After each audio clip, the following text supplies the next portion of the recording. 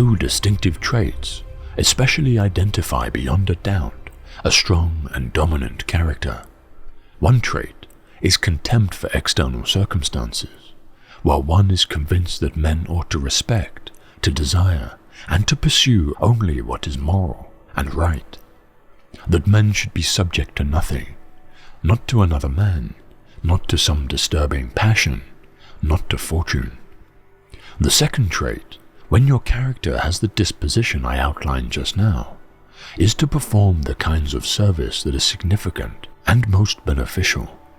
But they should also be services that are a severe challenge, that are filled with ordeals, and that endanger not only your life, but also the many comforts that make life attractive. Of these two traits, all the glory, magnificence, and the advantage too, let us not forget, are in the second, while the drive and discipline that make men great are in the former.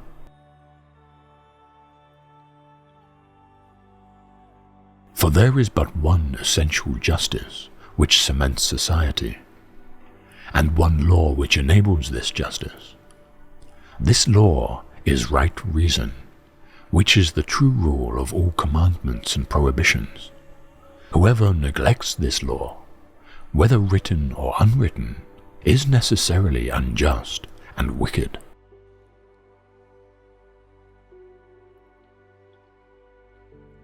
Six mistakes mankind keeps making century after century, believing that personal gain is made by crushing others, worrying about things that cannot be changed or corrected, insisting that a thing is impossible because we cannot accomplish it, refusing to set aside trivial preferences, neglecting development and refinement of the mind, attempting to compel others to believe and live as we do.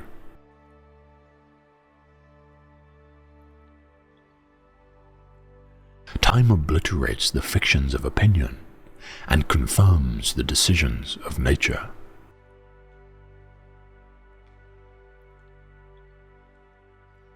Few are those who wish to be endowed with virtue rather than to seem so.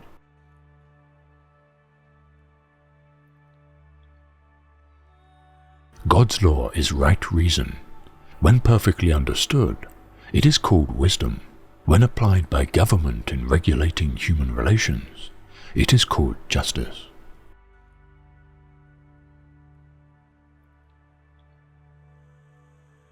It is not by muscle, speed, or physical dexterity that great things are achieved, but by reflection, force of character, and judgment.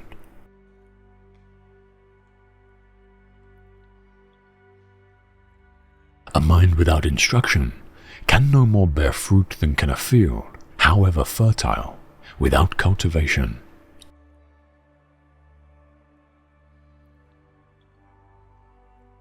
To be content with what we possess is the greatest and most secure of riches.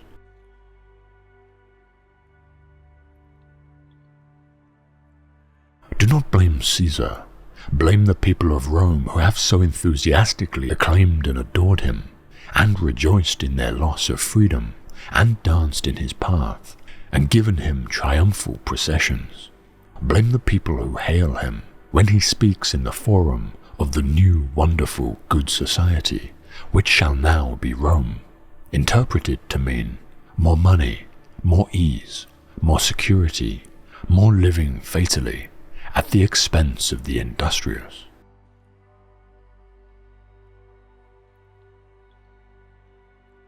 For while we are enclosed in these confinements of the body, we perform as a kind of duty the heavy task of necessity. For the soul from heaven has been cast down from its dwelling on high, and sunk, as it were, into the earth, a place just the opposite to godlike nature and eternity. But I believe that the immortal gods have sown souls in human bodies, so that there might exist beings to guard the world, and after contemplating the order of heaven, might imitate it by their moderation and steadfastness in life.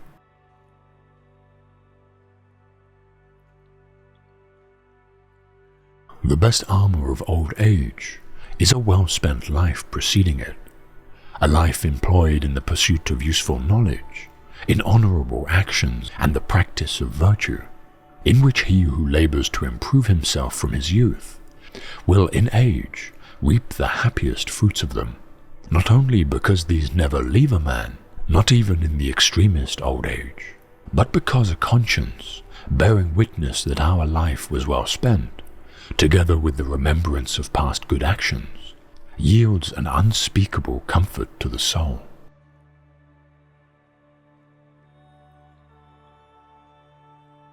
It is the peculiar quality of a fool to perceive the faults of others and forget his own.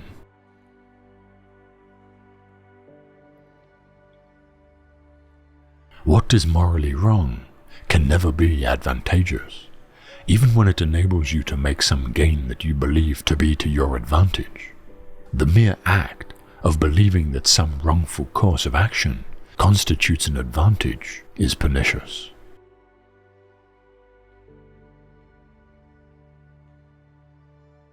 Knowledge which is divorced from justice may be called cunning rather than wisdom.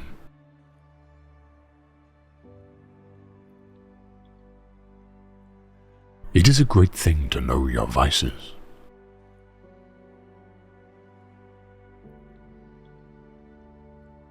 I am not ashamed to confess I am ignorant of what I do not know.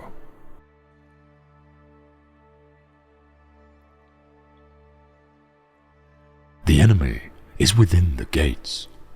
It is our own luxury, our own folly, our own criminality that we have to contend.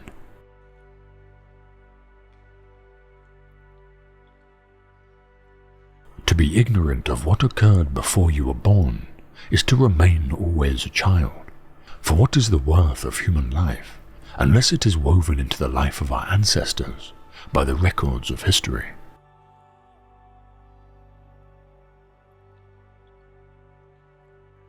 The function of wisdom is to discriminate between good and evil.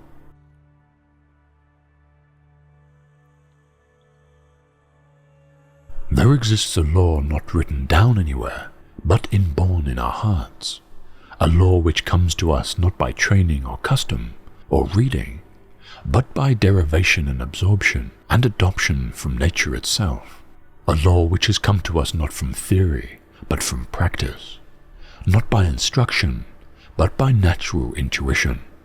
I refer to the law which lays it down that if our lives are endangered by plots or violence, or armed robbers or enemies, any and every method of protecting ourselves is morally right.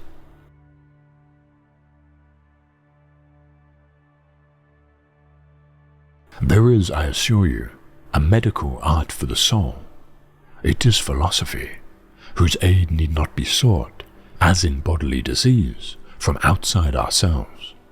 We must endeavor, with all our resources and all our strength, to become capable of doctoring ourselves.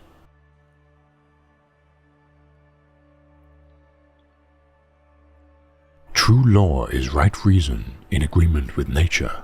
It is of universal application, unchanging and everlasting. It summons to duty by its commands, and averts from wrongdoing by its prohibitions.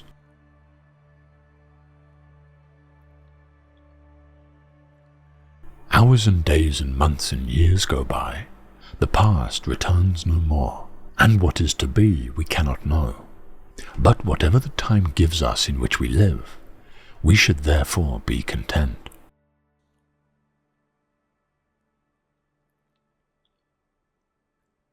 The man who backbites his absent friend, nay, who does not stand up for him when another blames him, the man who angles for bursts of laughter and for the repute of wit, who can invent what he never saw, who cannot keep a secret, that man is black at heart.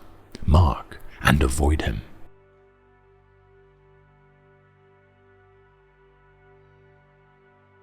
If we are not ashamed to think it, we should not be ashamed to say it.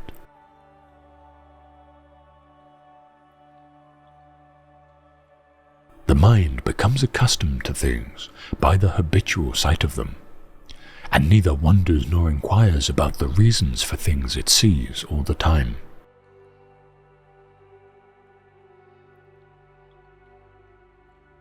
Men decide far more problems by hate, love, lust, rage, sorrow, joy, hope, fear, illusion, or some other inward emotion, than by reality, authority, any legal standard, judicial precedent, or statute.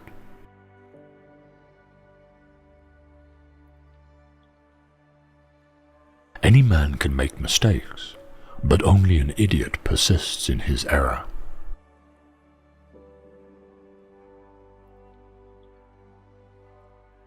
Friendship improves happiness and abates misery by doubling our joys and dividing our grief.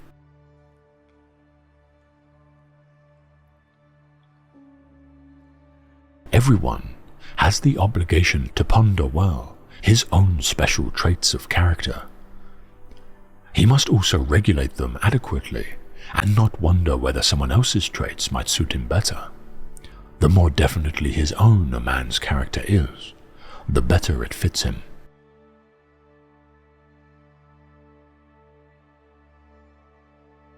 Gratitude is not only the greatest of virtues, but the parent of all others.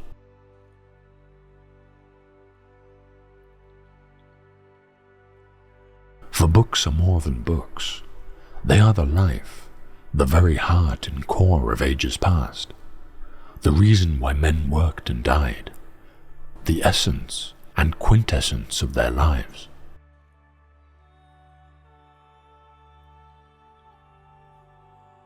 As for myself, I can only exhort you to look on friendship as the most valuable of all human possessions, no other being equally suited to the moral nature of man, or so applicable to every state and circumstance, whether of prosperity or adversity, in which he can possibly be placed.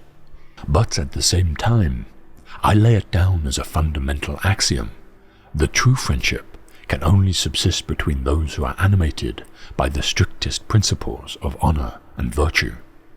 When I say this, I would not be thought to adopt the sentiments of those speculative moralists who pretend that no man can justly be deemed virtuous who is not arrived at the state of absolute perfection which constitutes, according to their ideas, the character of genuine wisdom.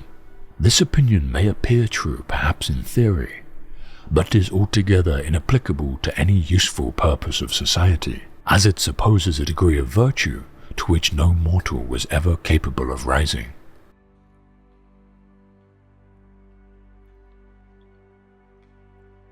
A mental stain can neither be blotted out by the passage of time, nor washed away by any waters.